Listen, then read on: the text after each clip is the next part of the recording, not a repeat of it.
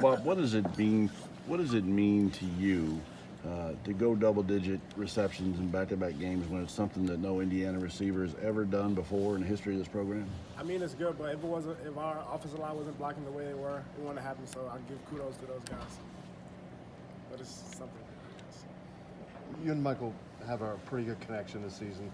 A lot of completions between you two already. What's the connection between you guys? I don't know. We just play the game a lot together. Like we play Fortnite and 2K together, and we talk about like what we should do. We watch film like while we're playing the game.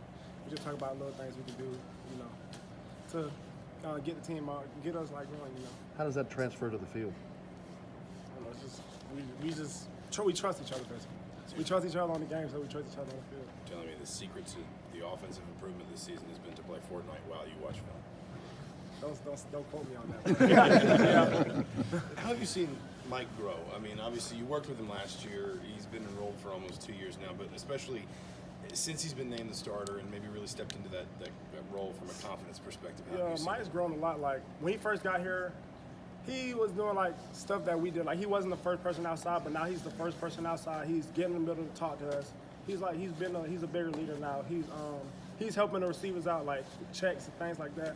So Mike, he's grown a lot. Like he's a complete quarterback now. He's grown. Can you talk about that catch you had to come back for and talk to the one where you had to talk to refs into saying it was a catch? You know, just had to make a play for my guy. You know, I just made a play for Mike. I told him I'll make plays for him. So just give me the ball, I'll make plays for him. It looked like one play you were kind of shaken up afterward. You went to the sideline. Did you go back to the locker room at all? And then you came back in and caught a pass for 56 yards. So what kind of happened? It was just there? a little scary. You know, football you don't get a lot of scares and things like that. But I'm good now. So as you can see, I'm good now. You guys are sitting there at 4-2, midpoint of the season. There were bowl reps here today. Just kind of, what are your thoughts about getting to a bowl? Do you guys think about it? Do you try not to think about it? Is it hard not to think about it?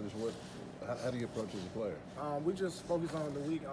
We're gonna just focus on next week. We're not really focused on the bowl game right now because we're not there yet. So we just focus on week to week.